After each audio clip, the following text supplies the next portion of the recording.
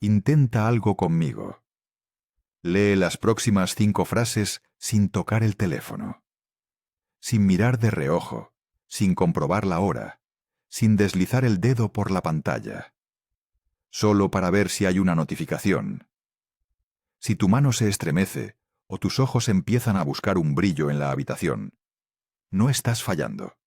Estás entrenado. Alguien o algo ha estado enseñando a tu cerebro a actuar por reflejo en lugar de por razón. Reaccionas, asientes y obedeces antes incluso de preguntar: ¿es esto cierto? Así funciona, y te lo demostraré en menos de un minuto. Cada día te arrastran por un bucle silencioso. Te sedan con estimulación interminable, para que pensar resulte pesado. Te dividen en tribus, para que cuestionar parezca peligroso. Y automatizan tu juicio, para que las conclusiones lleguen preinstaladas. Lo llamo el bucle de extinción del pensamiento. Una vez que lo ves, no puedes dejar de verlo. Esta mañana probablemente pasaste el dedo por encima de un titular que te aceleró el pulso, leíste un comentario que te dijo qué creer, y tocaste un botón de compartir que hizo que esa creencia pareciera correcta. 40 segundos. Cero análisis real. Eso no fue una decisión tuya. Fue el bucle completándose. Y lo peor, no solo te quita la capacidad de pensar, te hace sentir cómodo sin ella. Recompensa el reflejo. Cada me gusta es una palmadita. Cada ciclo de indignación es una chispa en tu sistema nervioso. Lentamente, sin querer, te vuelves fluido en el idioma de la reacción y olvidas el idioma de la reflexión. Si alguna parte de tu mente aún te pertenece, quédate conmigo. En los próximos minutos te llevaré dentro de los sistemas diseñados para embotar tu claridad. Te mostraré cómo recablean tus hábitos, secuestran tus instintos y convierten tu propia inteligencia en un obstáculo. Y lo más importante, te daré herramientas para romper el bucle antes de que se haga permanente. Porque hay una verdad que nadie dice en voz alta. Si pueden matar en silencio tu capacidad de pensar, pueden elegir silenciosamente tu vida y llamarlo tu elección. Probablemente ya lo has sentido sin tener palabras para ello. Una corriente invisible que te empuja, inclinando tus pensamientos hacia direcciones que no elegiste. Esa corriente tiene ahora un nombre: el bucle de extinción del pensamiento. Nombrarlo le quita el camuflaje. Convierte una inquietud difusa en un adversario visible y vencible. Este bucle tiene 3 etapas. No siempre ocurren en orden, pero juntas forman un circuito cerrado que lentamente borra tu capacidad de pensar por ti mismo. Etapa 1. Sedar primero. Te saturan los sentidos hasta que la idea de pensar en profundidad resulta extenuante. Golpes de dopamina por todas partes. Scrolls, notificaciones, alertas de noticias, videos que se reproducen solos, titulares de indignación, anuncios parpadeantes. Cada toque entrega una microdosis que hace que la labor lenta y silenciosa de la reflexión parezca una faena. Has oído decir: no puedo concentrarme. No es una falla de carácter, es la sedación funcionando como fue diseñada. Es más fácil domesticar una mente distraída que una mente enfocada. Etapa 2. Dividir. Luego te fragmentan en tribus y alimentan a cada una con una dieta curada de narrativas. Estas historias convierten el cuestionamiento en peligro. Si salgas de las creencias del grupo, arriesgas pertenencia, respeto, hasta relaciones. Con el miedo al exilio sobre cada conversación, la mayoría deja de preguntar. Repiten lo que su grupo premia y evitan lo que castiga. La división no solo polariza, paraliza. Si pasas el tiempo defendiendo tu bando, no examinas la verdad. Etapa 3. Automatizar finalmente. Sustituyen tu juicio por conclusiones listas para consumir. Algoritmos, medios y autoridades te dan respuestas en porciones que parecen suficientemente satisfactorias para terminar la búsqueda. Cuanto más ingieres estas conclusiones empaquetadas, más se atrofian tus músculos mentales. Dejas de lidiar con la complejidad, de sostener la tensión entre ideas opuestas. Y al final, pensar se vuelve innecesario, porque el bucle ya lo hizo por ti. Sedar, dividir, automatizar. Si los activan con suficiente frecuencia, ya no necesitarán silenciar a quienes piensan.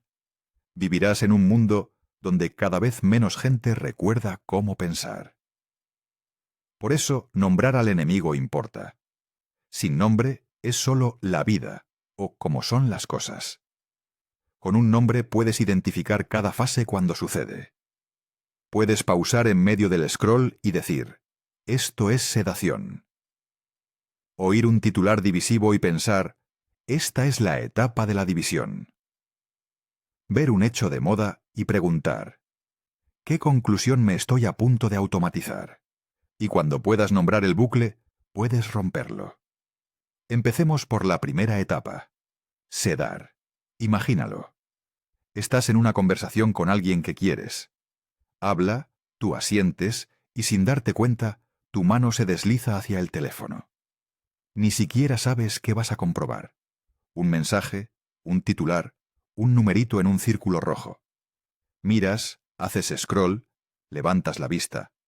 Has perdido casi todo lo que dijo. Ahora la verdad incómoda. Eso no fue accidente. Fue condicionamiento. El neurocientífico Daniel Levitin ha mostrado que la persona promedio procesa hoy mucho más información diaria que hace unas décadas. Cada ping, cada ventana emergente, cada notificación es un microgolpe de dopamina. Cada una te enseña, interrúmpete, persigue el golpe. El problema, la dopamina no está diseñada para el pensamiento profundo, sino para la búsqueda. Cuanto más entrenas tu cerebro a buscar estimulación constante, más difícil resulta sostener la quietud que exige pensar. Con el tiempo, tu línea base cambia. El foco silencioso empieza a sentirse incómodo. El aburrimiento resulta intolerable. La reflexión, el cimiento del pensamiento crítico, se vuelve algo que evitas sin saber por qué. La neurocientífica cognitiva Mary Ann Wolf advierte que nuestros cerebros se reconfiguran con la lectura digital. Hojeamos titulares, pasamos párrafos, saltamos entre pestañas como quien lanza piedras sobre el agua, sin ir lo bastante profundo para ver lo que hay debajo. Una microhistoria que reconocerás. Te sientas a leer un artículo. 2 párrafos después, tus ojos ya miran al final para saber cuánto hay. Hojeas, quizá llegas a la mitad y piensas, vuelvo luego. Rara vez vuelves. ¿No es pereza? Es la etapa de sedación actuando. Sedación no significa adormecerte. Significa volverte cómodamente insensible. Piensa en la tensión como un músculo. Cuanto más lo ejercitas con libros, resolución de problemas y pensamiento sostenido, más peso puede llevar. Si lo cambias por repeticiones rápidas, videos de 15 segundos, frases para consumir, listas, el músculo encoge. Mantener un pensamiento más de un minuto empieza a costar.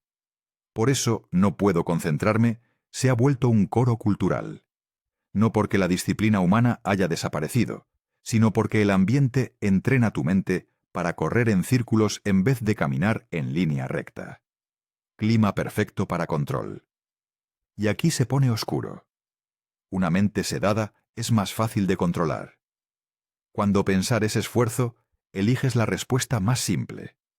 Y la más simple suele ser la que te entregan. Si alguna vez compartiste un artículo sin leerlo completo, estuviste de acuerdo con un punto porque parecía que todos estaban de acuerdo, o reaccionaste de inmediato sin preguntar, ¿realmente lo creo? Eso es la sedación haciendo su trabajo. Sin ella, las etapas de división y automatización no estarían listas. No puedes dividir si todavía piensas con claridad. No aceptas conclusiones automatizadas si tienes energía para cuestionarlas. Así que el bucle comienza asegurándose de que pensar se sienta demasiado pesado como para molestarse. Romper la sedación. Lo más peligroso de la sedación es que a menudo no la sientes. Por eso, nombrarla importa. La próxima vez que consultes el teléfono en medio de una conversación, detente y obsérvate. La próxima vez que sientas la picazón por saltarte al final de un artículo, para y reconócelo como modo sedado. No eres tú, es el bucle. En el momento en que puedes ver la sedación por lo que es, debilitas su agarre. Ahí empieza la lucha. Avanzamos a la segunda etapa. Dividir. Si la sedación embota, la división da forma a la poca atención que te queda. Nada encierra tanto a una persona en la lealtad no pensada como el miedo a perder su tribu. La división alimenta narrativas que hacen peligroso preguntar. No basta con dar opiniones. Esas opiniones deben volverse identidad. Cuando lo hacen, discrepar no es debatir, es traicionar. Los psicólogos llaman a esto pensamiento de grupo. La tendencia a silenciar dudas, ignorar alternativas y conformarse por armonía. El costo social de disentir pesa más que el costo de estar equivocado. A esto se suma la prueba social, nuestra inclinación natural a tomar señales de la multitud. Si todos en tu grupo coinciden en algo, el cerebro tiende a asumir que debe ser verdad. Desafiarlos te expone a más que equivocarte. Te expone al exilio. Un ejemplo real. La sección de comentarios.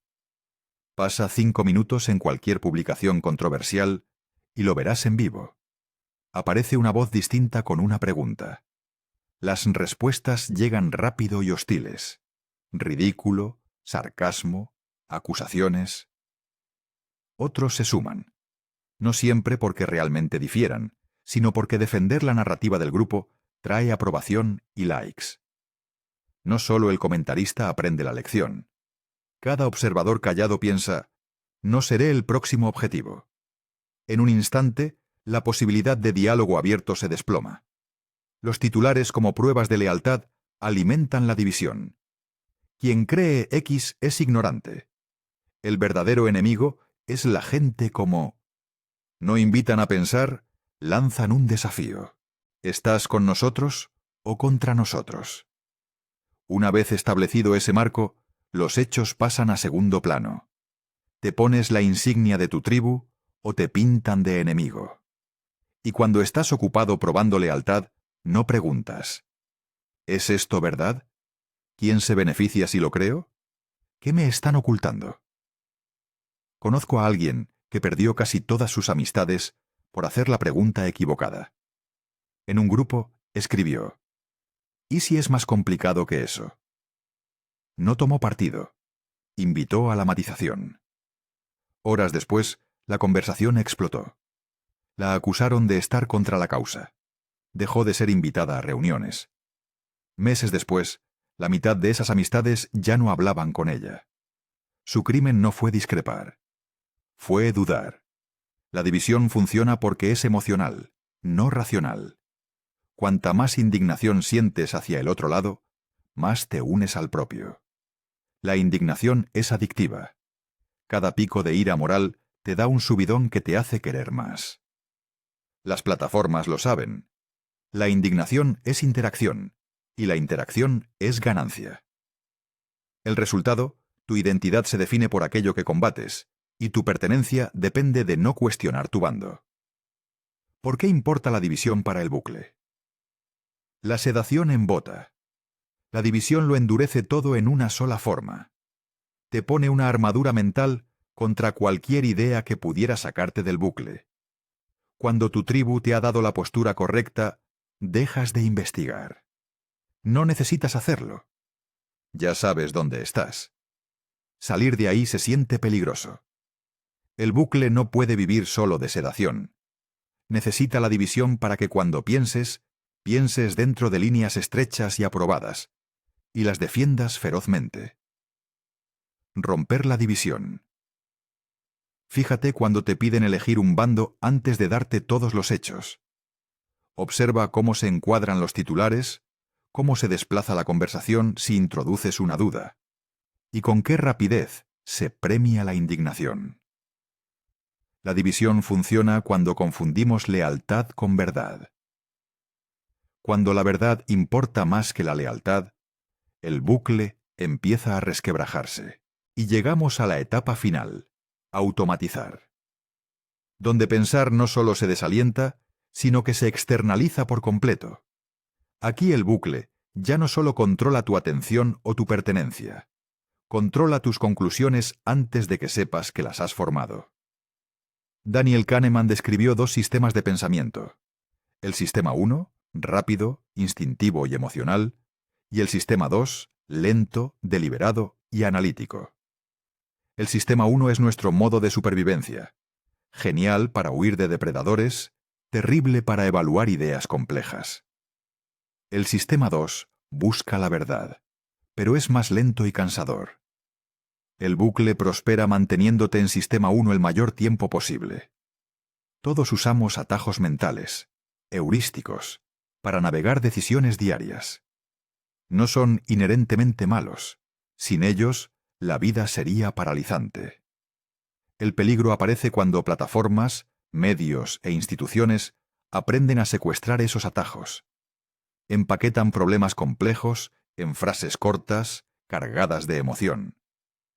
Las repiten hasta que suenan familiares y las rodean de prueba social para que las aceptes sin cuestionarlas. Te dejan un reflejo, no una razón. Entra el sesgo de confirmación, la tendencia a buscar, interpretar y recordar información que confirma lo que ya crees. El bucle te prepara con una respuesta preinstalada y luego te inunda con señales que dicen que esa respuesta es correcta y segura. Si alguna vez compartiste algo solo porque concordaba con tus ideas, sin verificar la fuente, eso fue automatización. Tu cerebro obtuvo la satisfacción de tener la razón sin pagar el costo de verificar.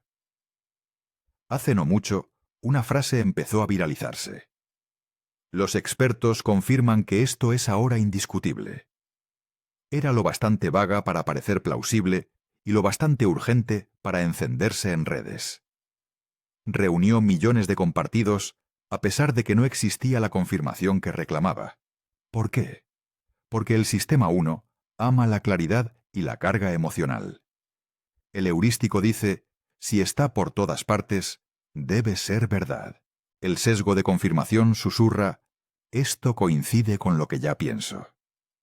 En horas, la automatización estaba completa. La gente no discutía si era cierto. Discutía qué hacer al respecto con una premisa sin verificar. Mantenerte en sistema 1 no solo es conveniente para quienes ejercen el poder, es rentable. Las plataformas obtienen más interacción cuando reaccionas rápido y con emoción. Los medios ganan más clics con la indignación simplificada que con el análisis matizado. Las instituciones se benefician cuando las conclusiones correctas se alcanzan sin debate público desordenado. Cuantas más conclusiones aceptes sin examinarlas, más suaves son los engranajes de esos sistemas, y menos probable que los interrumpas.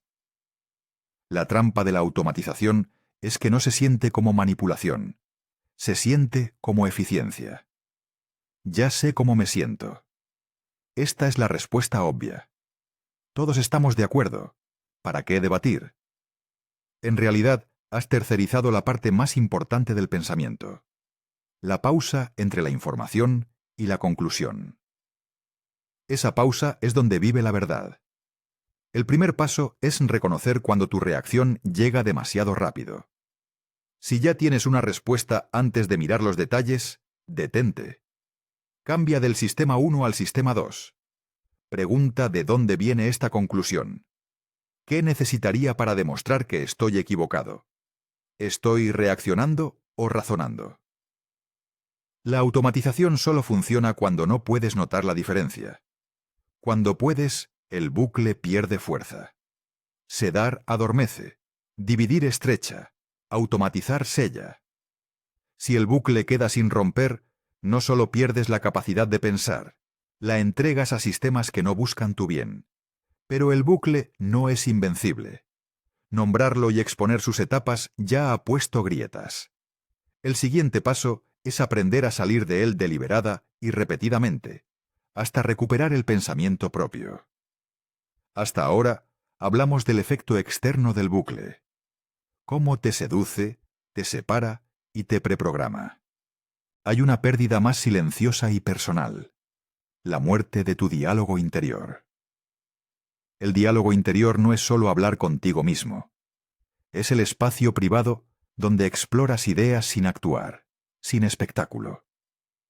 Es la voz que dice «y sí», y te lleva por caminos sin premio inmediato. Allí pruebas creencias, ensayas posibilidades, discutes contigo y te haces preguntas que nadie más escuchará. No es ruidoso, no es urgente, y hoy en día, por eso mismo, está desapareciendo. Bajo el bucle de extinción del pensamiento, los instantes de quietud se rellenan con ruido. No solo sonido, sino estática informativa. Cada pausa en tu día se llena. Consultas el teléfono mientras hierve el agua, navegas en el ascensor, enciendes un podcast al arrancar el coche. Con el tiempo, los momentos silenciosos que pertenecían a tu voz interna se roban píxel por píxel, notificación por notificación. Sin esa quietud, la mente pierde el espacio para sintetizar, reflexionar y conectar puntos de forma novedosa. Krishnamurti dijo que la quietud no es solo descanso, es fértil. Allí brota la creatividad, la sabiduría y la claridad emocional. Quítala y no solo pierdes paz, pierdes profundidad. La creatividad muere primero. Sin quietud mental, nunca te aventuras lo suficiente para tropezar con conexiones inusuales. La sabiduría no se forma. La sabiduría es experiencia vivida procesada con reflexión. Sin pausa no llega. La regulación emocional colapsa. El diálogo interior procesa la frustración antes de que se vuelva ira y el miedo antes de que sea pánico. Sin él, tus reacciones pasan del estímulo a la explosión. El resultado: te vuelves más reactivo, menos imaginativo y más dependiente de voces externas para decirte qué pensar. El bucle no puede sobrevivir si pasas demasiado tiempo en autorreflexión.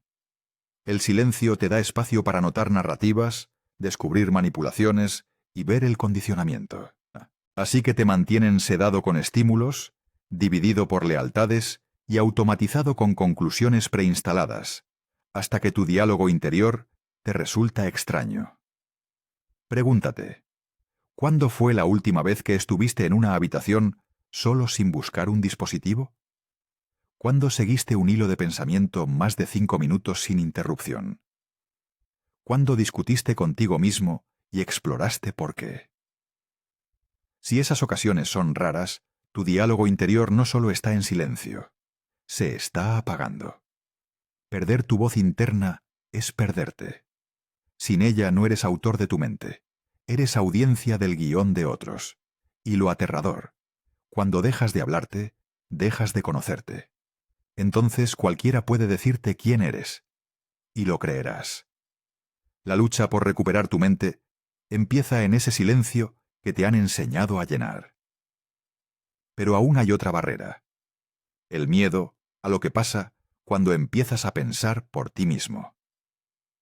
La mayoría no entiende cuán entrelazadas están sus creencias con su sentido del yo. Tus posturas políticas, valores culturales, convicciones religiosas. Cuando se convierten en marcadores de identidad, cuestionarlas parece cuestionarte a ti mismo. Por eso desafiar una idea provoca defensas tan intensas. No discutes datos, pones en jaque pertenencia, estatus, hasta supervivencia social. El bucle se aprovecha de esto. Si cada creencia clave está atada a la identidad, dudarla arriesga castigo social, exilio, ridículo, pérdida de oportunidades. Para muchos eso es más aterrador que estar equivocado. Carl Jung habló de la sombra, partes de nosotros que no queremos reconocer. Cuando el pensamiento ajeno amenaza exponer nuestra sombra, proyectamos. Es más fácil llamar al mensajero arrogante, peligroso o inmoral que enfrentar la incomodidad interna. Por eso se ataca al mensajero y no al mensaje. La proyección protege el ego, pero mata la conversación. La historia está llena de ejemplos. Denunciantes que revelaron corrupción, científicos que retaron teorías establecidas, filósofos que cuestionaron dogmas morales. Galileo tuvo que retractarse por desafiar la autoridad. Edward Snowden huyó por exponer vigilancia masiva. Sócrates fue sentenciado por corromper a la juventud. En realidad, por enseñarles a preguntar. En cada caso, el castigo no era estar equivocado, sino atreverse a pensar de manera que amenazaba la estabilidad del poder. Cuando pensar se siente peligroso, muchos simplemente evitan hacerlo. Permanecen en narrativas seguras, repiten consignas y se alinean con conclusiones ya aceptadas. Perfecto para el bucle. Si el miedo al castigo es lo bastante fuerte, te autopoliciarás. No necesitarán silenciarte, te silenciarás tú mismo. Pensar por ti mismo no solo arriesga a equivocarte, arriesga la soledad. Paradoja. Esa soledad es temporal, y es la única vía hacia conexiones genuinas con quienes valoran la verdad por encima de la comodidad. Jung creía que integrar la sombra era camino a la totalidad. Lo mismo ocurre en la sociedad. Solo enfrentando verdades incómodas, incluso con costo personal, podemos salir del bucle.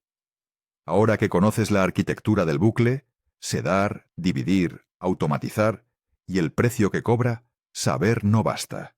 Necesitas un sistema aplicable. Ahí entra el marco RACE, un protocolo de 5 pasos para restaurar la capacidad de pensar clara, valiente e independientemente. Es lo bastante simple para empezar hoy, y lo bastante potente para reconstruir hábitos mentales que el bucle ha ido desmantelando. R. Reducir el ruido. Hambréalos de su combustible, la estimulación constante. Cada ping y scroll es otra microdosis de dopamina que te mantiene en modo reacción. Acción. Elige 1 hora al día sin dopamina. No teléfono, no notificaciones, no redes. Dedicada a una tarea profunda. Leer, escribir a mano, trabajar en un proyecto largo, recompensa a largo plazo. La neurocientífica Marianne Wolf ha mostrado que la lectura profunda reconfigura el cerebro para el pensamiento sostenido. Con el tiempo, esa hora reconstruye tu atención. El músculo mental del pensamiento crítico. A. Hacer mejores preguntas. El bucle sobrevive dándote respuestas listas. Rómpelo volviéndote curioso. En vez de ¿es esto cierto?, que a menudo dispara defensas, pregunta ¿qué haría esto verdadero? ¿O qué lo haría falso? Acción. Al menos una vez al día, escribe una pregunta sin respuesta inmediata. Sobre una noticia, una creencia tuya, o algo que alguien dijo. Y pasa 5 minutos explorándola sin buscar una conclusión instantánea. Recompensa.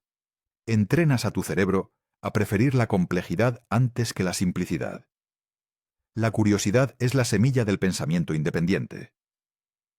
Y. Integrar puntos de vista opuestos. La división prospera porque crees que el otro lado no solo está equivocado, sino es peligroso. Romperlos exige exposición deliberada a perspectivas contrarias. Acción. Una vez por semana, consume algo ponderado desde un punto de vista que no compartes. Un libro, un podcast, un ensayo. Y hazlo para entender, no para refutar. Recompensa. Desarrollas pensamiento dialéctico. La habilidad de sostener 2 ideas opuestas sin colapsarlas.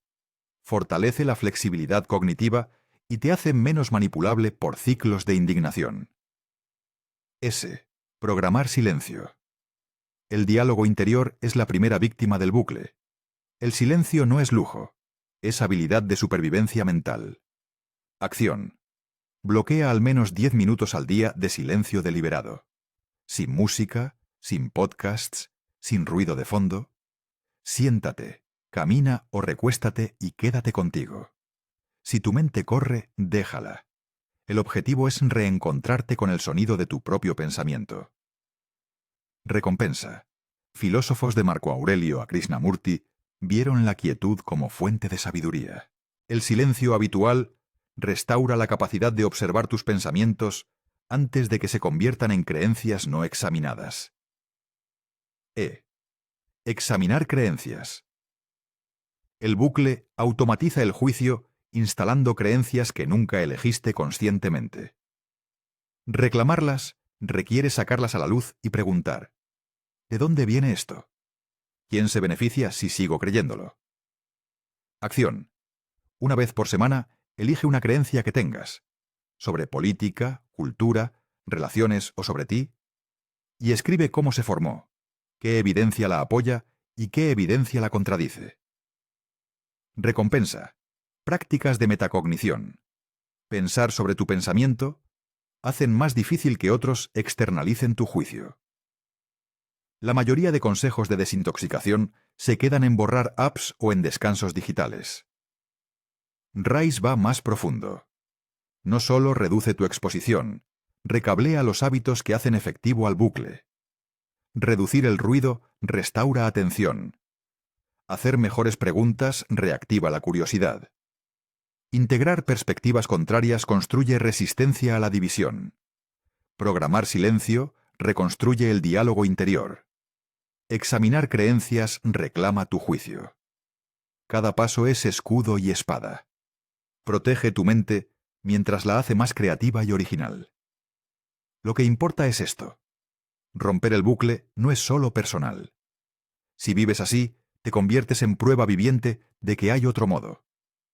Muestras a amigos, familia y extraños que se puede pensar sin miedo, cuestionar sin hostilidad y disentir sin dividir.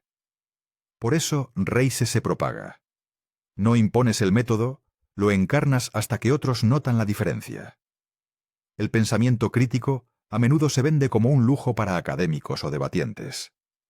Dentro del bucle no es opcional, es supervivencia.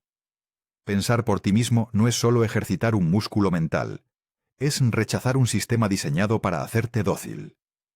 Cada pausa en la que cuestionas es un acto que el bucle intentó impedir. No es una habilidad, es rebelión. La historia recuerda a quienes no entregaron sus mentes. Galileo, Sócrates, Rosa Parks no nacieron con un intelecto sobrehumano. Simplemente se negaron a tercerizar su juicio. Hoy, el castigo es más silencioso. Un unfollow, una sombra en la visibilidad, puertas cerradas, susurros. Aún así, el deber moral es el mismo. Pensar aunque cueste comodidad. Porque el bucle no solo quiere tu acuerdo, quiere tu ausencia del campo de ideas. Sabe que si te callas, no necesita ganar la discusión. Gana por defecto. El primer paso es pequeño pero significativo. Cuestiona la historia que escuches hoy. Siéntate 10 minutos en silencio antes de mirar qué piensa la multitud. Escribe una creencia y pregúntate quién te la dio. En una cultura entrenada para el reflejo y la conformidad, son actos peligrosos. Y la paradoja. Cuando suficientes personas cometen esos actos peligrosos, el bucle se debilita. No tienes que derrocarlo solo. Solo deja de alimentarlo. Si has llegado hasta aquí, ya hiciste algo raro. Pensaste conmigo sin dejar que el bucle te arrastrara. No fuiste un espectador, fuiste parte de la resistencia. En la era del consentimiento manufacturado, la resistencia empieza con una decisión radicalmente simple: pensar. Si todavía estás aquí, no eres como la mayoría. No hiciste clic cuando esto se volvió incómodo. No te refugiaste en distracciones. Te quedaste. Escuchaste. Eso dice algo importante. Ya eres parte de una minoría despierta. La mayoría nunca nos alcanzará. No porque no puedan, sino porque no querrán. El bucle les ofrece consuelo, certeza y pertenencia. A cambio renuncian a su capacidad de pensar. Pero tú has visto la maquinaria. Sabes cómo sedan, dividen y automatizan, y sabes que, una vez visto, no puede olvidarse. Eso te hace peligroso para el bucle. Eso te hace necesario. No es un movimiento de ruido ni consignas. Es una revolución silenciosa, luchada en los actos más pequeños, negarte al golpe de dopamina, hacer la pregunta que nadie hace, pausar antes de asentir, escuchar la voz en tu cabeza antes de que la multitud la ahogue. Esos momentos no viralizan, no se vuelven tendencia, pero se contagian. Una mente despierta a la vez. Así que te pido algo sencillo. Cuéntale a alguien lo que aprendiste hoy, no para pelear, no para convencer, como invitación. Señálale el bucle para que pueda verlo. Comparte esta historia si hace falta. No como contenido, sino como advertencia. Los movimientos no nacen cuando la mayoría despierta. Nacen cuando un pequeño grupo se niega a caer. Ahí es donde estamos. Te dejo con una pregunta que te acompañará en cada conversación, en cada noticia, en cada titular desde este momento. Cuando intenten matar tu capacidad de pensar, ¿la defenderás?